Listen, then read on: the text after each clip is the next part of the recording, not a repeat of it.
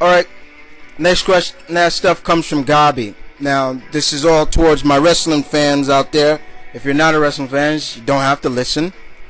If you want to listen, listen. But if you're not, it's cool. But if you are, listen. Alright? Gabi and I were talking when we were watching Monday Night Raw last night. We were on Facebook together and we were writing back to each other watching it. And that 3-hour Raw basically pretty much was pretty much a boredom fest. Gotta call a spade, you know what I'm saying? And there were some things that just did not make sense. Then there were some things that were cool. But Gabi says like this. He said basically I knew Gabi would ask me these questions. Knew about it, but he said first thing I want to say, I think Raw has been getting worse over the time. Okay? Sure, there have been some okay matches from time to time, but the storytelling needs to be done better. The PG dialogue is fine, but I hate the cheesy host segments. This was supposedly a viewer's choice edition of Raw. Let me ask this. Who the hell wants to see Hornswoggle and Khali face the Hart Dynasty? Who the hell wants to see Vladimir Kozlov dance? And just who the fuck cares about terrible acting from terrible guest hosts? Alright, these are Gabi's words. But in all words, I kind of agree with him. Alright? And he says, at first, I like to say, what the fuck was I watching? There was some okay moments, like the Matt and Drew spot. That was good. The conflict, the great storytelling. A little bad on the build-up, but was good. And I agree with that. Because the mystery guests, I mean, come on. I was like, oh, please. No, nobody else does the gesture that like that. Then he says, I was also ready to turn the goddamn TV off.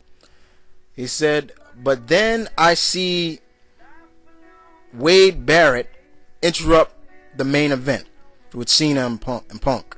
At first I was just like, oh, basically they're going to give Wade a push. And next I see another NXT rookie. Rookie's my ass. Yeah, rookie's my ass. Exactly. Rookies. We see rookie competitors from season 1 run in and start destroying everything. And I was like, me and the bro was watching that and our jaws just dropped like, like you see in the cartoons, they just drop, clink. That's our mouths was wide open on that. Alright.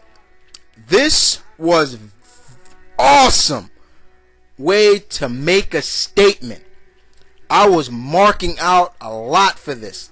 And it has been a long time since I marked out anything on Raw.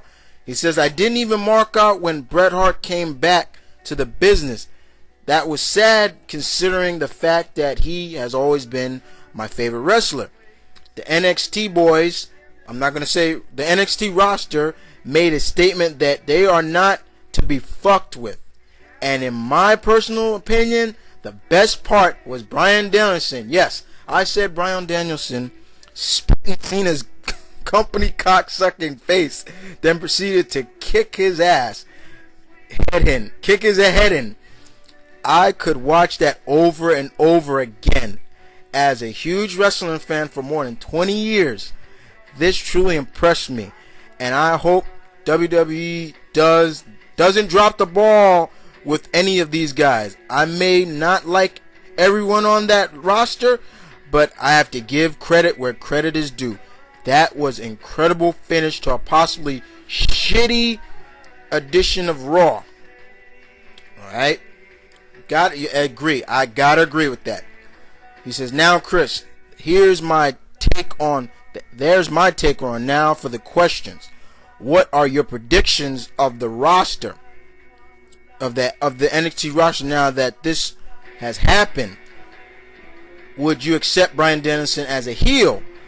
do you think there was a bit of shooting during the NXT destruction?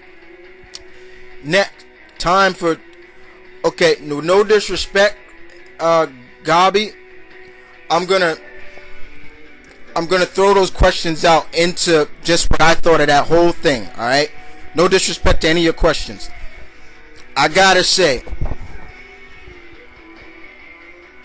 shitty performance throughout the whole night, 3 hours. The guest host, A-Team, kind of sucked. It sucked. But that made up for it. That was probably the best moment. It was like, let me talk a little bit more about this whole thing. Alright. First we see Wade Barrett. And I'm looking, and I'm like, okay, they're just, wait, he's out there scouting who he's going to go after for the title. Then I'm looking at this insignia on his arm at first. Then they started showing people, others in the crowd, and I'm like, what the hell? Then they just started attacking, destroying, attacking King, ringing Justin Roberts, Matt Striker. I was glad they attacked Matt Striker.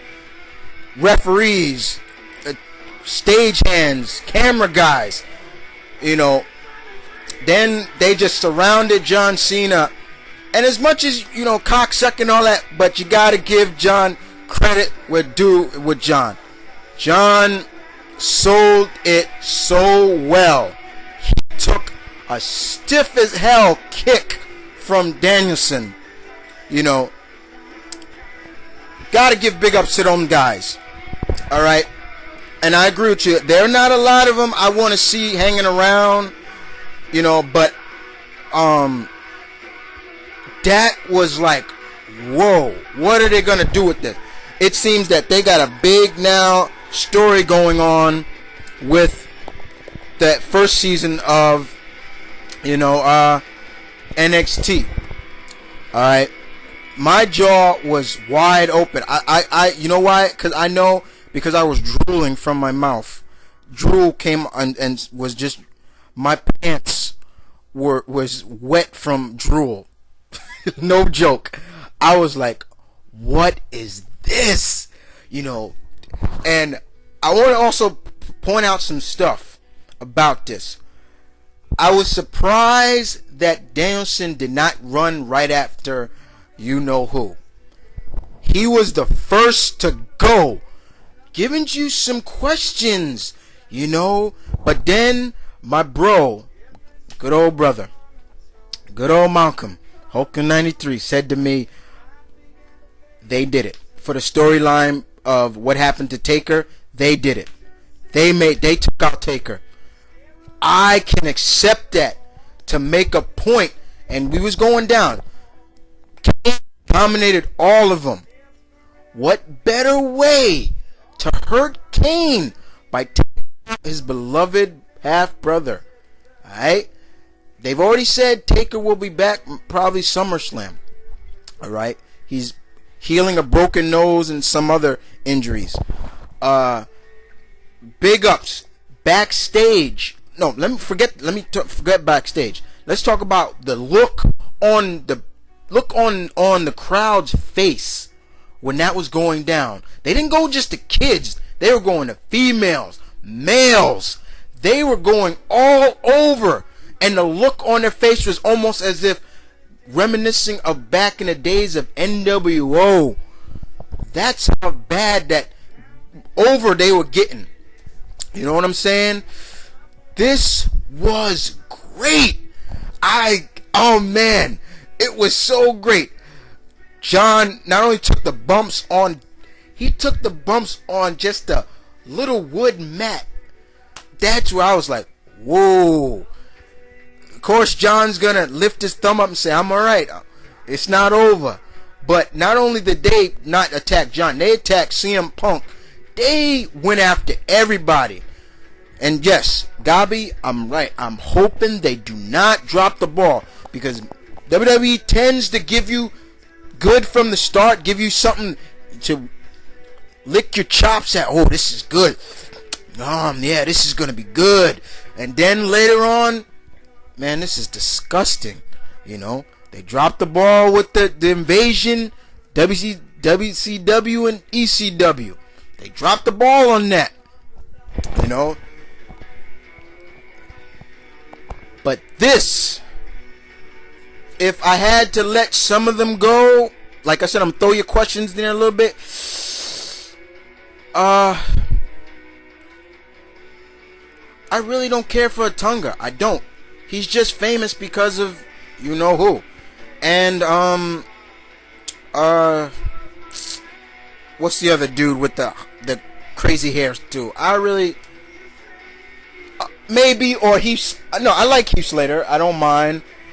Justin Gabriel, I'm not sure, but I could take Bryan Danielson as a heel. I would not, and literally live up to that name, the American Dragon, and show that fire that he's been breathing.